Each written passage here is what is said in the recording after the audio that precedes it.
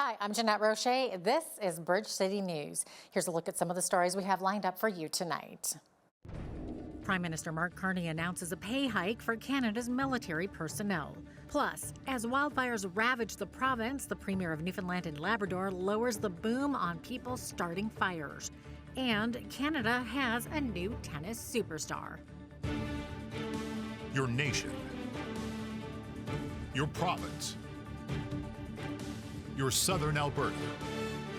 From the heart of Lethbridge, it's Bridge City News with Jeanette Roche.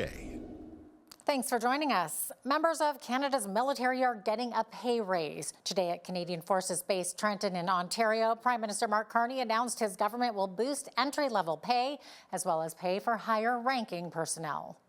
There will be an 8% raise for colonels and above, a 13% raise for lieutenant colonels and below, and a 20% raise in starting pay for privates in the regular force. These increases will be retroactive to April 1st of this year. There'll be increases on top of base pay, putting more money in the pockets of everyone. We will also introduce a new military service pay benefit specifically tied to time in service, so that paychecks honor years in uniform. We will also introduce additional supports in the coming months for members preparing for combat and high-risk training, so they are paid fairly in addition for those intense commitments. The government says it's creating new military allowances and enhancing existing ones to help it retain personnel and drive up recruitment in a competitive job market. The new compensation package is expected to cost around $2 billion annually and is part of a planned $9.3 billion budget boost this year to get NATO's defense spending benchmark target of 2% of GDP. Métis leaders left a meeting with Prime Minister Mark Carney saying they're confident they will be included in talks about major projects Ottawa hopes to use to bolster the economy in the face of a trade war with the United States. Métis Nation of Ontario President Margaret Froh says the meeting showed that when Métis governments come together, they get the work done. She did not, however, indicate whether the groups are supportive of Bill C-5. We appreciate the moment that we're in within this country and that there's a need for us to all stand together. This whole concept of elbows up is something that is not, that we're very much aware of. And in terms of development, it's something that Métis have been here to develop Canada from its very beginning. We were here and built the foundations of this country, and we are still here today as partners in development, so long as it's done in a way that respects Indigenous rights under Section 35, and that's responsible for our communities and for the environment. Bill C-5 gives Ottawa power to fast-track projects it deems to be in the national interest by sidestepping environmental protections and other legislation. The Newfoundland and Labrador government is facing challenges at finding accommodations for people displaced by wildfires. It says the Canadian Red Cross and Salvation Army are working to help evacuees find a place to stay, but accommodations are severely limited on the Avalon Peninsula. That's where the largest wildfire is burning out of control. Premier John Hogan also expressed his concern about reports of people deliberately starting fires. I don't know the word that I can use to say how I feel about this. Beyond troubled and frustrated that this is reckless and irresponsible behavior. So as we said, we have taken decisive action to help address this situation. Yesterday, we announced we would increase fines for violating the forest fire regulations, and as I said today, we'll share the details. So effective today, new fines will range from $50,000 to $150,000. For a first offense, when a ticket is issued, fines will increase from $75 to $50,000. And imprisonment in default of payment will increase from 3 days to up to 6 months. For a subsequent offense, fines will increase from $150 to $75,000. Imprisonment for not paying will increase from 6 days to up to 6 months. Meanwhile, on the West Coast, crews fighting an out-of-control wildfire on Vancouver Island are building helipads to improve access to the flames burning on the rocky terrain. The fire below the bluffs on Cameron Lake is about 5.7 square kilometers in size. Wildfire smoke is contributing to the very poor air quality in the prairies. Environment Canada has issued air quality warnings for much of Manitoba and Saskatchewan and warns that the smoke could lead to reduced visibility in the coming days. Manitoba's two largest cities of Brandon and Winnipeg are expected to see high-risk conditions throughout the day. The northwestern Saskatchewan city of Buffalo Narrows is forecast to see very high-risk conditions. Advanced polls are now open in the historic federal by-election for Alberta's Battle River Crowfoot. Conservative leader Pierre Poilievre is running in the rural riding after he lost his Ottawa seat in the general election earlier this year. He's among a record 214 candidates vying for the seat. The majority of them are part of a protest group called the Longest Ballot Committee. The group wants to see changes to the country's electoral system. Voting day is in less than 2 weeks. The Edmonton Police Service says it has laid 2 charges against the chief of Tsuut'ina First Nation in connection to 2 historical sexual assaults. In a news release Thursday, the police said the allegations against 71-year-old Roy Albert Whitney involved 2 adult males and date back to separate incidents in 1994 and again in 2005. In the early months of 1994, it was reported that a 33-year-old man was sexually assaulted near 178th Street and 87th Avenue in West Edmonton. Then in the summer of 2005, it was reported that a 38-year-old man was sexually assaulted just a few blocks north near Stony Plain Road and 178th Street. Whitney was arrested in Calgary and charged. In a statement posted to the nation's website, Whitney called the allegations, quote, false and without merit. But police believe there may be more possible victims. They're asking anyone who believes they have been victimized by the accused to contact EPS at 780-423-4567. In the Middle East, the Israeli Security Cabinet has approved by a decisive majority Prime Minister Benjamin Netanyahu's plan to defeat Hamas and take control of Gaza City. Netanyahu's office says the plan is to take control of the Gaza Strip, to remove Hamas and transfer authority to non-hostile civilian governance. This decision came after hours of Israel's cabinet meeting into the early hours of Friday morning.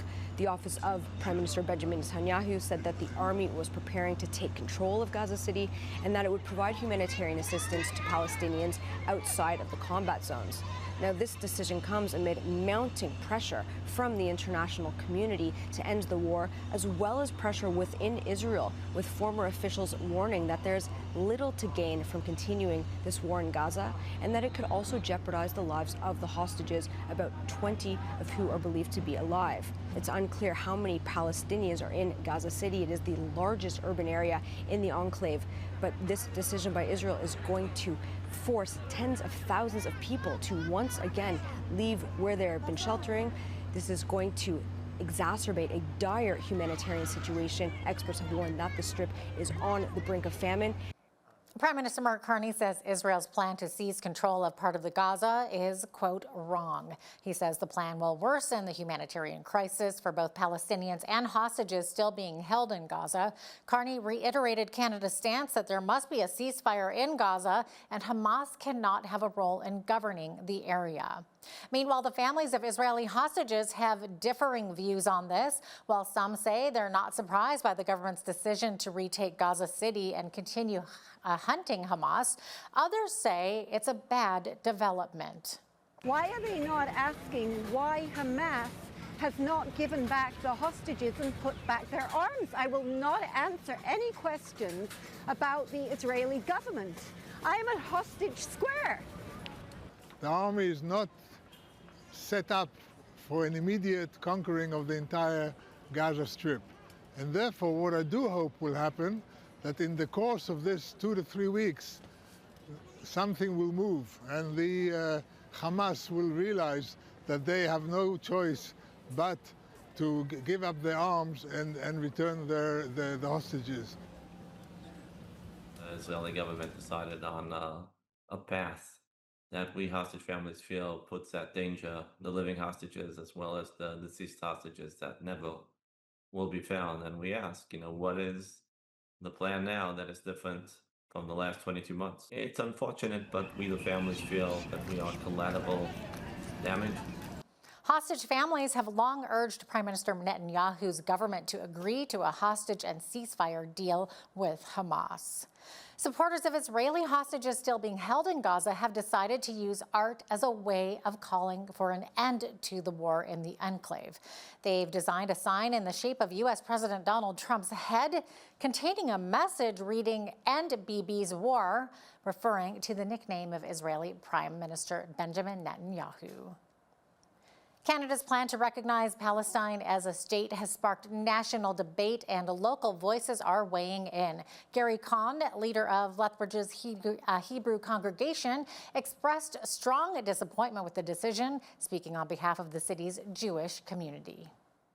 Mr. Carney made a great mistake in saying that he would recognize a Palestinian state before a ceasefire, before the release of the hostages, and before the stop of the Hamas and Hezbollah. It goes against everything that we have strived for through the years, which has been peace. But they don't want peace. They chant still from the river to the sea, which means, and the Hamas charter specifically says, no Jewish state, no Jews. It has given rise to more anti-Semitism because most of the people that are feeling anger towards Israel have no idea of the history and the story of what is going on. The government of Canada made a big mistake. The government of France and many other countries also. Retract that statement. Rescind everything that you've said about a Palestinian state until there is full peace in the Middle East. The Prime Minister has said Canada will recognize Palestine as a state in September at United Nations. Organ donations are on the rise in Alberta, and that's good news for people waiting for what is, in some cases, a life-saving transplant. BCN's Heidi Echeverria has the story of a Tabor family that knows all too well the importance of giving and receiving. We're so grateful for our donors, whether they're angel donor families or living donors, because we know that it is the gift of life and it gives us that opportunity to go ahead in our lives and live productive lives. More Albertans are choosing to give the gift of life. According to the Alberta government, 2024 was a record-breaking year for deceased organ and tissue donations, with 317 individuals donating after death. Thanks to the generosity of these donors and their families, 423 organs were transplanted, saving hundreds of lives. I had renal failure in March of 2017, and I received a shiny new kidney from my son, Blair, on August 29th, 2018. He was 30 when he donated one of his kidneys. I only had to do dialysis for a year and a half. It's a hereditary disease. It's called polycystic kidney disease. And so I was diagnosed when I was 22 years old, and I inherited the disease from my father, and he received the disease from his mother. So then in my children's generation, my two daughters also have polycystic kidney disease, and a nephew and a niece. And we anticipate that we will have renal failure at some point in our life. Although dozens of people in Alberta die each year while waiting for a transplant, Jen's hope of receiving a donation came true, allowing her to continue serving her community and see her family grow. At that time, I had one wee granddaughter, and now I have 7 grandchildren.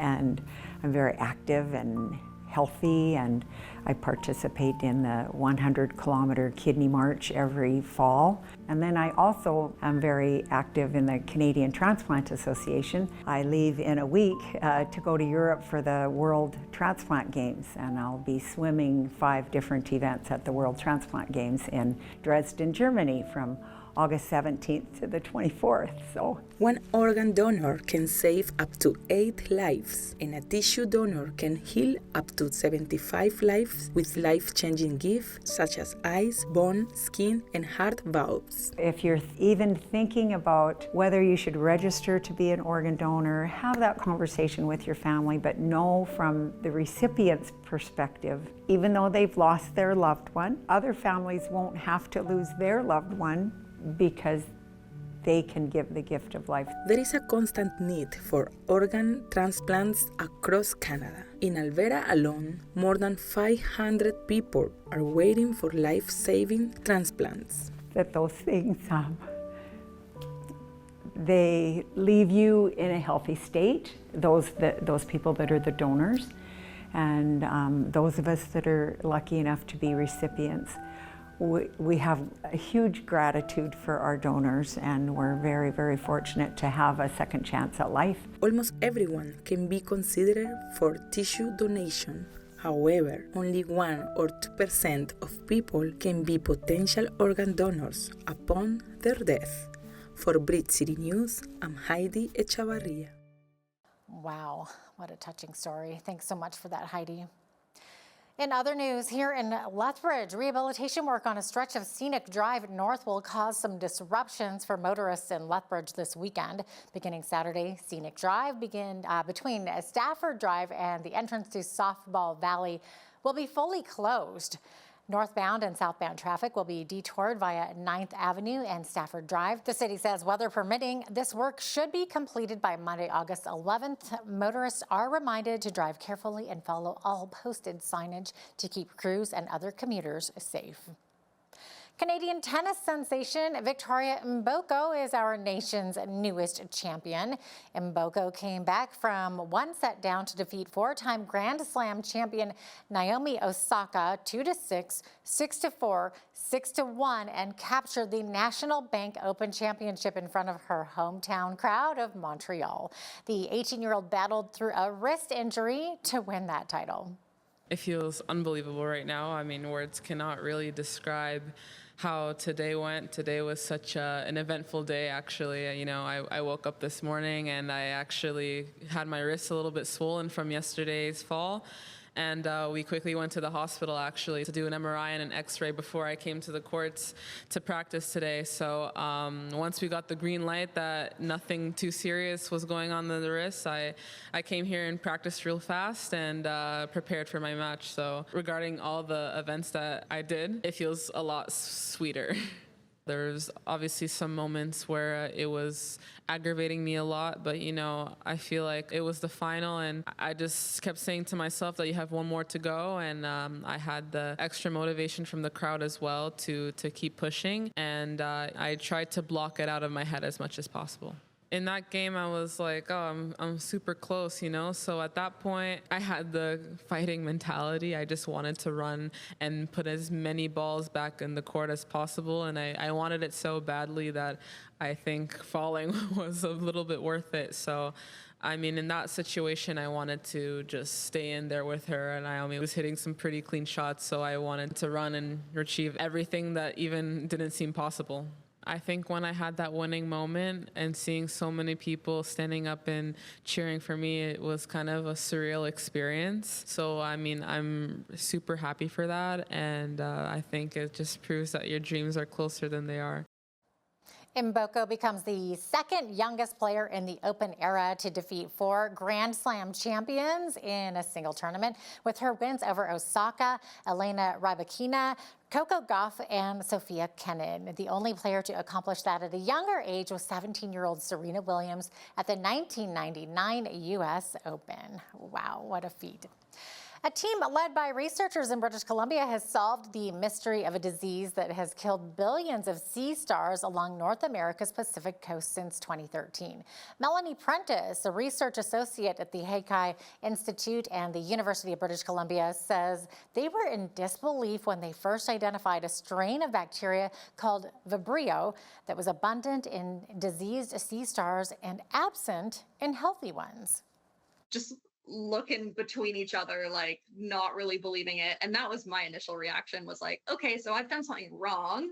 And I need to go back and figure out. And then after, you know, months of trying to disprove myself, we were just like, I think we might be right. Like, this is kind of wild. The hope is that we can find some resistance in sunflower sea stars in particular. We do have, you know, remnant populations here in BC.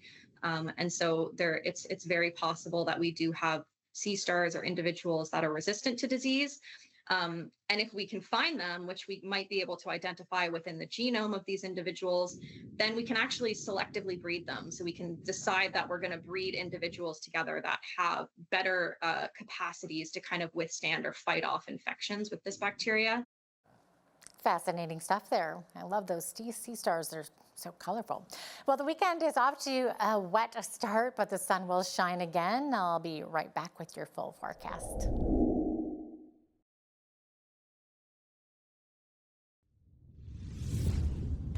Well, we saw a soggy Friday after our 5 to 10 millimeters of rainfall today. We could see more showers tonight and a chance also on Saturday, 30% chance of showers there. A high of 23 degrees though.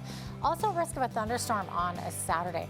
But as we move forward for the rest of the weekend there into Sunday, we're going to see mainly sunny skies for a few days there and very warm temperatures. So high 27 on both Sunday and Monday, up to 32 degrees on Tuesday, back to 26 on Wednesday with a mix of sun and cloud, and then 24 degrees on Thursday with partly cloudy skies. So the average high for this time of year, 26, average low, 11 degrees right there. 35 was the record temperature, record high on this day that happened back in 2022, not that long ago. And then 1909, we saw the record low, which was 4 degrees. Sun rose this morning at 6:11, sunset this evening at 9:02. So we're at 14 hours and 51 minutes of daylight, 2 minutes shorter of a day than yesterday. On the west coast, mainly sunny skies, 23, a pair of 23s there in both Victoria and Vancouver. Edmonton sitting at 24 degrees tomorrow, local smoke and could see some showers. Calgary also expecting some showers in the afternoon there with a risk of thunderstorm, high of 22 degrees. As we get into the rest of the prairies, we're seeing widespread smoke over in Saskatoon. There it is. Okay, Saskatoon also periods of rain and drizzle in the morning, another 30% chance of showers by the afternoon with that widespread smoke. 19 for the high, 18 for the high in Regina, could see some showers. 24 expected in Winnipeg. Now Winnipeg under those air quality index, so widespread smoke was making it very difficult. Poor visibility, hard to breathe, all of that. Tomorrow could see some showers and thunderstorms. There we go. So in the central part of the country, we're seeing a heat warning, particularly in Toronto and in Ottawa. So look at those temperatures right there. That shows it. That tells you something. 32 for the high in Toronto, 31 in Ottawa, 30 degrees in Montreal. Ottawa, by the way, could see some showers and some thunderstorms there. As we get into Atlantic Canada, we're seeing mainly clear skies here. So sunshine and 30 degrees in Fredericton, Halifax sitting at 29, 28 for the high in Charlottetown, and 30 for the high in St. John's. St. John's also seeing some local smoke and a heat warning as well, meaning that the humidity is up and the overnight lows remain very high. So there you have it. That is your forecast. Canada lost 41,000 jobs last month, partially offsetting a gain of 83,000 positions in June. Stats Canada says July's losses were concentrated in full-time work and in the private sector, but the tariff-sensitive manufacturing industry saw its second month of modest job gains in a row. Meanwhile, the unemployment rate held steady at 6.9% as the number of job seekers was roughly unchanged. The average asking rent in Canada last month fell 3.6% from a year earlier to roughly $2,120.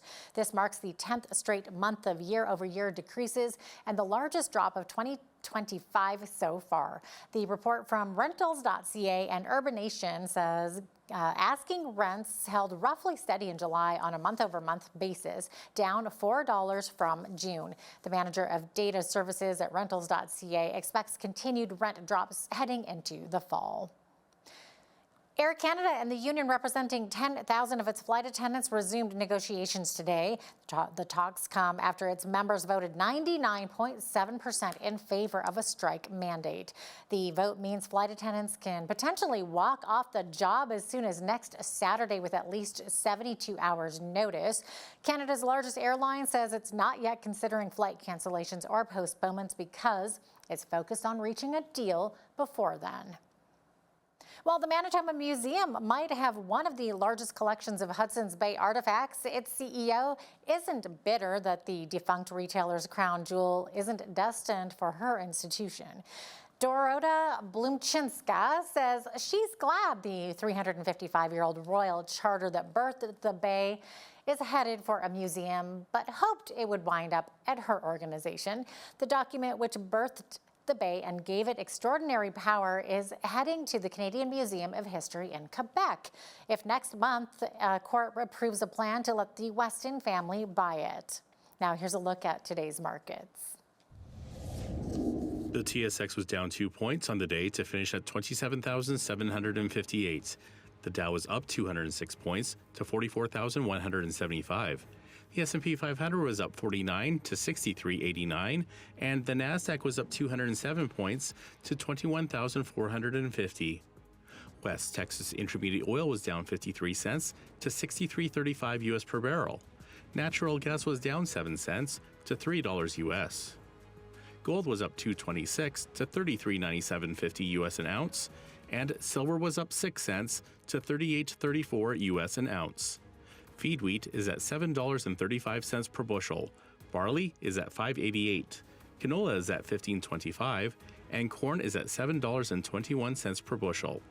Live cattle were down $6.20 to $232.55. Feeder cattle were down $9.25 to $339.40. Lean hogs were up 13 cents to 108.90, and the Canadian dollar was down slightly over the past 24 hours to 72.70 US.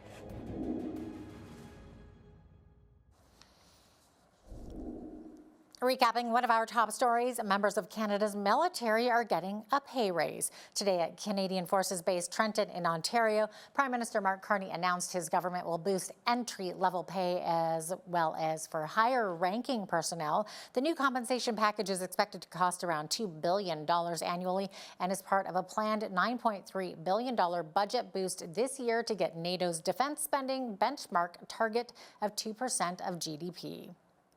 It's been 3 years and courts are still dealing with what took place during the trucker convoy and the government's decision to invoke the Emergencies Act. Coming up next, BCN's Rod Kurtz chats with Chris Fleury, a lawyer who was representing Evan Blackman, a man whose bank account was frozen during the Freedom Convoy.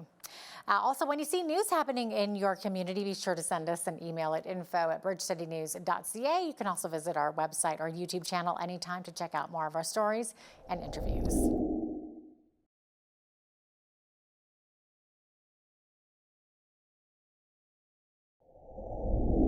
What would it be like to log into your bank account only to find out that you can no longer access your funds? Your mortgage can't be paid, your utility bills go unpaid as well. Well, this is, of course, what happened to some of the protesters at the Truckers' Freedom Convoy in Ottawa. And one of those truckers is fighting back. Joining us now to chat about this is Chris Fleury. He's a lawyer with the Justice Center for Constitutional Freedoms Network, and that group is, of course, involved in this case. Chris, good to have you with us. Thanks for having me. So can you share some of the backstory of your client, Evan Blackman? What was he arrested for, and what was the evidence against him? Yeah, absolutely. And I just want to clarify one piece from your intro there. Mr. Blackman's not a trucker. He doesn't own a truck. He's not licensed to drive a big rig. The evidence at the trial was that he arrived in Ottawa around February 17th, which was the day before he was arrested. The protest began around January 28th, 29th. So there was no information about what he did during that time period. He's not alleged to have been a leader, an organizer, a donor, someone giving financially to the convoy.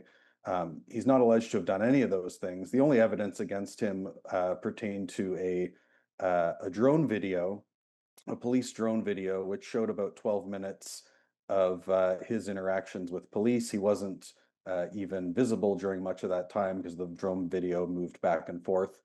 And we know that he was at one point face to face with police when they were, everyone's seen the images of police clearing the streets. There's a lineup of police with riot gear on across the whole length of the street, and protesters were lined up facing off against them. Mr. Blackman was in that context. At some points, he was actually pulling protesters away from police, trying to de-escalate the situation. And for most of the video, he was actually on his knees in front of the police line. What he says was singing "O Canada." The police officer who testified couldn't confirm or deny that, but he was, in any event, he was singing "O Canada" on his knees with his hand to his heart. And shortly after that, the police line moved forward. He was dragged on his belly and arrested at that time. So the trial judge, we actually already had a trial on this matter. That occurred in, and I might get the timeline slightly off, but 2023, approximately summer, early fall of 2023, we had a trial and he was acquitted. The trial judge found that he was not guilty of mischief and obstruct and of obstructing a police officer. And the Crown appealed. The Crown was successful and a new trial was ordered. We appealed to the Ontario Court of Appeal, who denied leave, and now the matter is back before the courts in Ottawa for a new trial. And the new trial is actually a week from today. What were the reasons for the appeal? What did the Crown say? So the trial judge, unfortunately, was very brief in his reasons, and that is a valid ground of appeal. If the judge doesn't essentially articulate the law or conduct a sufficient analysis of the facts in the law, that is a ground for appeal, and that was their primary ground of appeal. Okay, so at what point in all of this were his bank accounts frozen, and how did that impact his life? Right. So he's arrested on February 18th. He is processed at a processing facility outside of Ottawa. It's the similar story for most people who are arrested at that time. He's released the same day after he signs an undertaking, which is a release document. He's taken to the further to the outskirts of the city to a Tim Hortons where he's released. And he immediately figures out that his bank accounts are frozen. He phones TD Bank. They tell him, they confirm that it's frozen, there's nothing he can do, and he's left without access to his funds for approximately a week. He's the owner of his own business, so he wasn't able to pay his employees or essentially conduct business during that period. And quite frankly, it's unimaginable. I can only imagine for myself what I do without or not do without funds. You know, you can't. You're left with sort of the food in your fridge for that period and basic necessities. And I think the worst part is that there was no indication from the government of Canada when bank accounts would be unfrozen or if they would be unfrozen, whether he'd ever have access to those funds again. Was this during the time when the Emergencies Act had been implemented? Right, so precisely. The Emergencies Act was implemented February 14th. The police action to remove protesters was approximately February 18th and 19th. That's when Mr. Blackman was arrested. And we don't know exactly when his bank account was unfrozen, but I believe the evidence of the RCMP was that most bank accounts were unfrozen by approximately February 23rd. Now, recently, an Ontario judge ordered the RCMP and TD Bank to produce key records related to how and why Evan Blackman's accounts were frozen. What did you learn from those records? I don't want to comment too much on it, where it's still before the courts. The records aren't evidence in court. I don't want to comment too much on it, but quite frankly, it's rather scant. There's very little evidence there. And I don't want to say too much more than that at this point. Yeah. Of course, there was the reaction across the country to the Emergencies Act being used and people's bank accounts being frozen. Legally speaking, can the government do that at any time, or does it have to fall under something like the Emergencies Act? How does this happen, and how concerned should we be about government overreach? Short answer, very concerned. There's actually been a decision on this from the federal court. It's currently before the Federal Court of Appeal, but Justice Mosley of the federal court was asked to determine, one, whether the Emergencies Act was invoked reasonably, and two, whether or not, even if it was, whether or not it breached the charter rights of, there were two individuals whose bank accounts were also frozen, who are challenging that. Justice Mosley found that the freezing of their bank accounts was a breach of the right to be free from unreasonable search and seizure. It was not saved by Section 1 of the Charter, which means it wasn't a reasonable limit of their rights. And that decision is, as of the moment, still good law. It's an unconstitutional act under all of the circumstances. That doesn't mean that there would never be a circumstance under which the government could freeze someone's bank accounts, but it means that under these circumstances, they certainly couldn't. And it's quite frankly horrifying to your latter question that the government could do this, that it was unconstitutional. There was no means of stopping them at the time, and there's no indication that this will never happen again. So he wins the trial, his first trial, goes to appeal. You're saying there's going to be a second trial. If he wins there, is there any recourse to sue the government or get some kind of financial settlement for the injustice that he's endured? I haven't had that discussion with Mr. Blackman. Malicious prosecution is a high bar to prove in terms of a civil tort. I haven't had that discussion with Mr. Blackman. I know that he's not a particularly litigious individual. He doesn't like being before the courts, but I don't know any more than that. So you're saying there will be another trial. Any date yet? Yes, so the trial is scheduled for next week. It's next Thursday. And then there's going to be a stay application after that. So if he's not acquitted, then if he's acquitted, the freezing of his bank accounts becomes moot. It's a non-issue because he's been acquitted. If he's convicted at the trial, then we go on to argue that the conviction should be stayed because of the serious breach of his charter rights, the freezing of his bank accounts. And that application is scheduled for the next Thursday following the trial. In light of what's happened to some of the folks who were involved in the Freedom Convoy and some of the court cases we've seen since then, how concerned are you about personal freedoms, and where could we see these kinds of situations going in the future, maybe over the next decade or so? How should we be looking at these kinds of issues? Right, it's difficult to predict what sort of actions the government is going to take. That's something I've learned. I've been involved in constitutional litigation, not for my whole career, just for the last 3 or so years. And that's one thing I've learned is that it's extremely difficult to predict what the government is going to do. This government in particular certainly has a record of overreach. A number of major cases have come out involving infringement of provincial rights is a huge one. We should be very concerned about. In terms of a specific prediction of how the government is going to overreach, I'm very reluctant to do that, but I will say it's highly likely that it will continue. And people are certainly expressing concerns about the so-called Strong Borders Act and the reach of that document. Chris, I appreciate you being with us today. Thanks so much for joining us. It's no problem, anytime. Chris Fleury is a lawyer with the Justice Center for Constitutional Freedoms Network.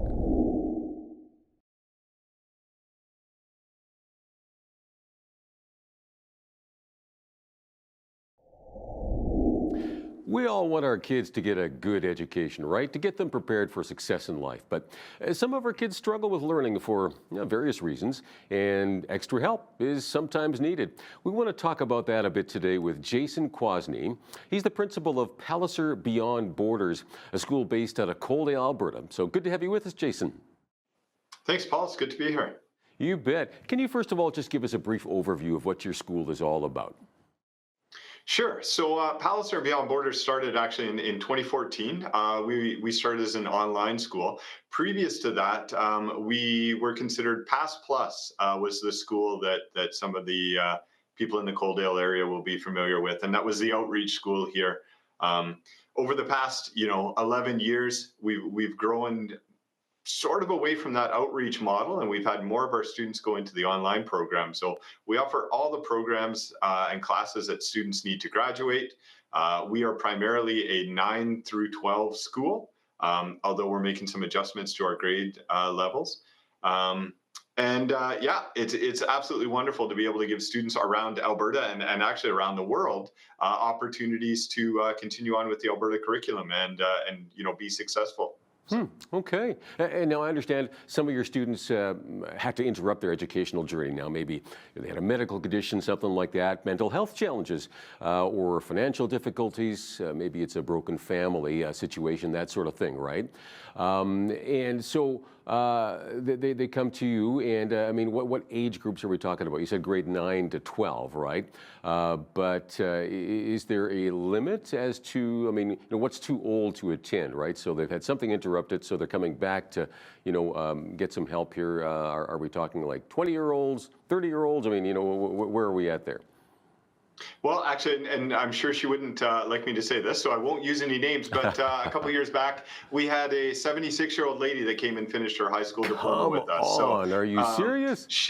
That's amazing. She had left high school early, had went into post-secondary, done a bachelor's degree, a master's degree, but it bothered her. She never had a high school diploma. So we did that. We had an 81-year-old gentleman last year that we helped to finish his high school diploma. So really, when it comes to, the top level, if students are engaged and they're ready to go and they have a desire, we have tons of adult learners that are coming back to upgrade to improve either their stance in life, to improve their education and their post-secondary opportunities. And then we have some just come do it for the love, right? And so it's great.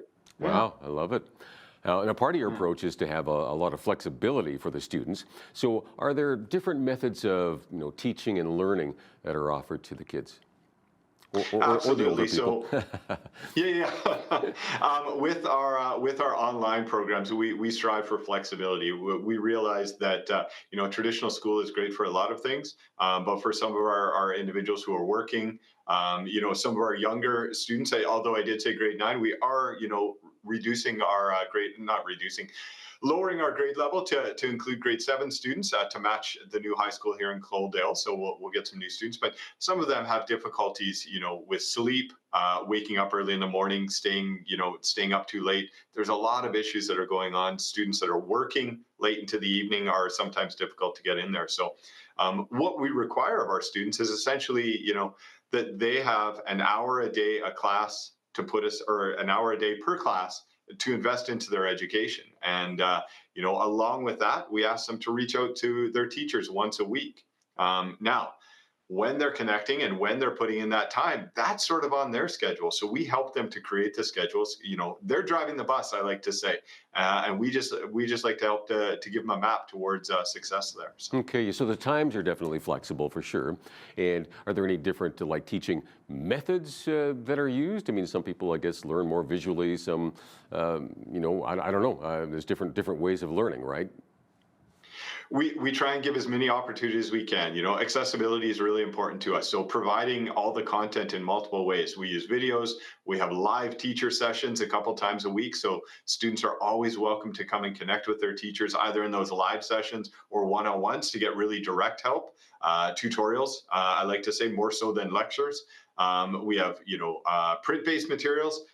We use a digital screen for the material, right? But just straight text, videos, audio. Really, we're trying to remove the barriers to instruction, provide the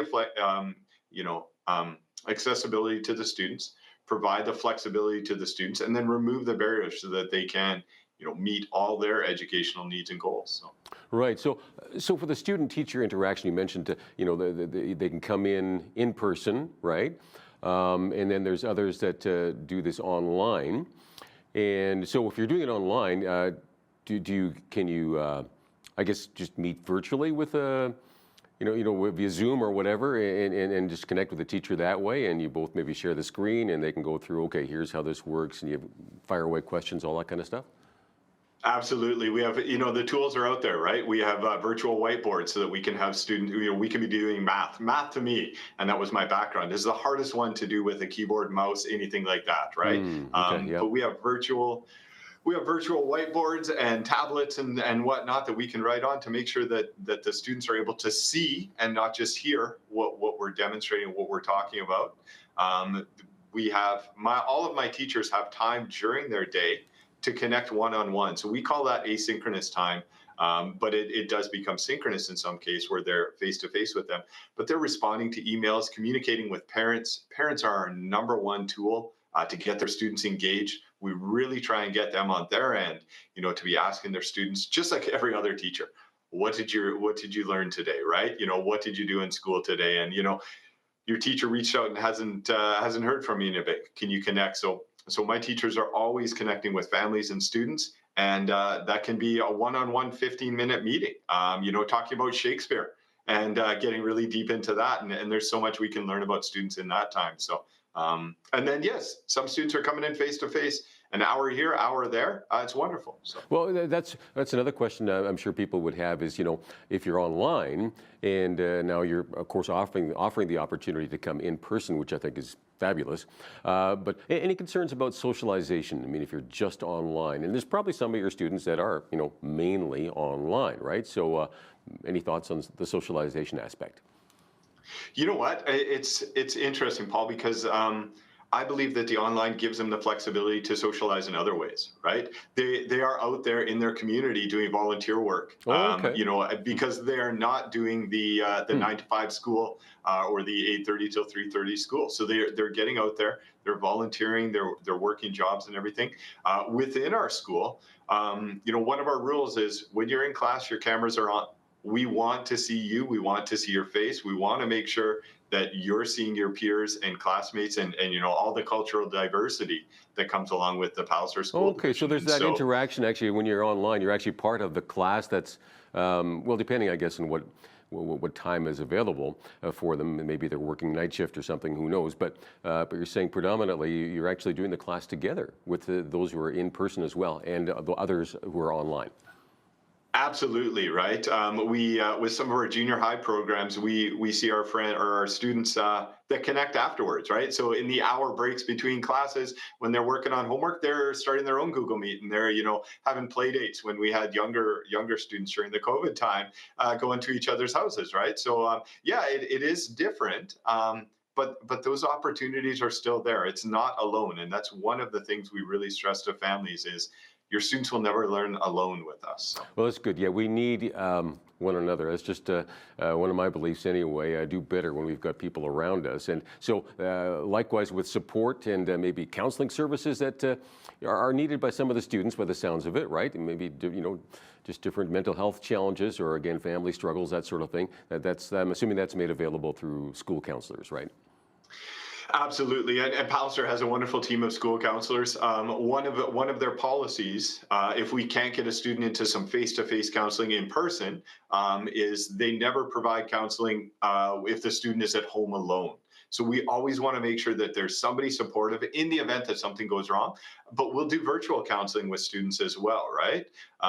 Part of our new model with the outreach, sort of with us reinvigorating, is to have a live teacher for outreach students, no matter what class they are taking, no matter what grade, to be able to stop in and get assistance and get instruction face to face. But we also do an intake for these students to review all of their needs. So do they need counseling needs, mental health needs? Is there substance abuse issues?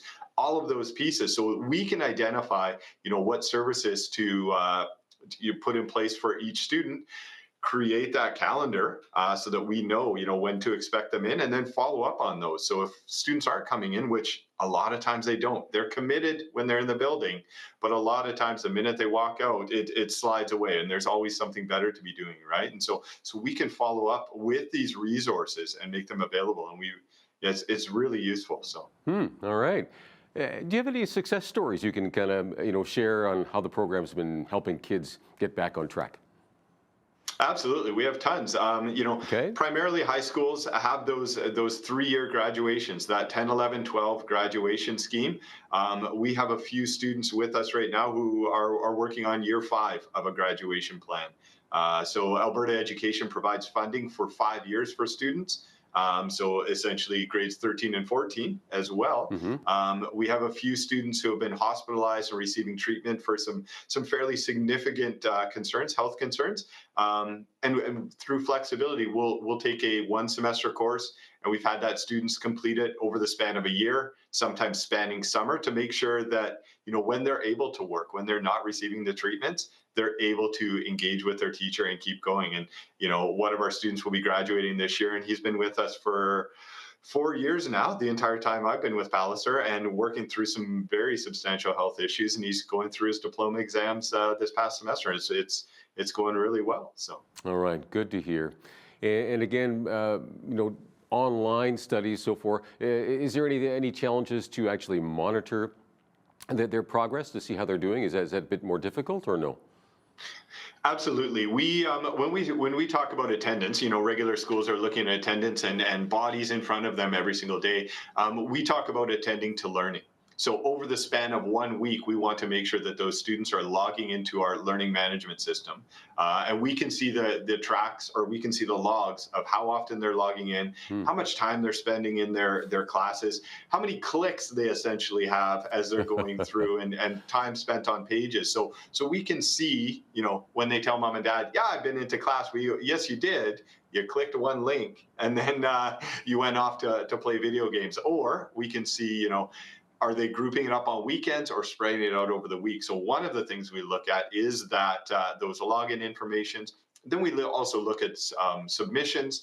All of my teachers have, you know, consistent assessments. So not just, you know, the big high stakes exams at the end of the units, but assessments throughout their units that students can connect in. So how often are those coming in? How are we seeing, you know, what's the quality of work that we're seeing from there? And then finally, how often are they connecting with their teachers, right? Like I said before, Paul, we expect at least once a week that they are going to communicate. If it's not through a live session, then through chat or email. And so we look at attendance and attending to learning as a 1 week sort of perspective. And we report that attendance over the span of a week. We get a lot of our students say, hold on, I was in biology at my school, and you marked me absent for that class. We say, no, we didn't see you for the whole week. So you might have been biology in your school, but we want to see you a little bit more often. And so, yeah, generally, the personal interaction there with the teachers can make a big difference, right? I think we all look back and go like, man, there's that one teacher who really encouraged me and made a difference in my life, right? So, hey, you know, so for people watching now might be thinking, you know, maybe you know, my child would do well with this, right?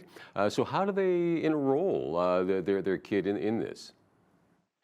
You know, the easiest way is to go to our website, palliserbeyondborders.ca, and just fill in a registration. What we do for all of our registrations is my admin assistant puts together a little intake form. We look at their academic history. We take a look at sort of some of their needs, and then I set up an appointment with every one of our new students where we have a conversation about what their academic goals are. For some students, it's a single class. For other students, it's a more developed program. And so we have those conversations, and we make sure during that meeting that our program fits the students' needs and the students able to fit our, you know, expectations. And if it doesn't match up, if the students don't feel that this is the right thing for them, it's okay at that point for us to say, you know what, let's part ways. We can make suggestions for other programs that might work. But we're happy to have those students then, you know, engage in our classes, get started with our orientation that I was telling you about before, to make sure academics is forefront and technology is not getting in the way. And they can also call our office, right? 403-345-4421. And they can get more information that way too. And you'd mentioned that you've got people from around the world. So if you live outside of the Palliser School District, you can still participate as well?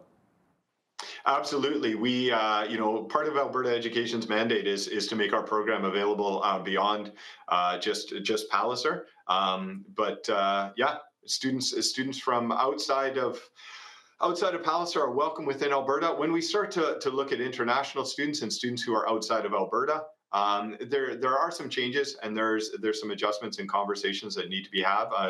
You know, one is we do need to charge some fees out there because we're not getting funding for those. But absolutely, we have a young student who's actually playing WHL down in the US, and he's taking classes through us as well at this time. So it's wonderful. Sounds good. Thanks so much for being with us today, Jason. Appreciate it. Paul, thanks for the time. I appreciate the opportunity to talk about our program. Yeah, absolutely. Okay. Jason Kwasny, he's the principal of Palliser Beyond Borders, a school based out of Coaldale, Alberta. I'm Paul Arthur. On behalf of all of us here at Bridge City News, thanks for watching.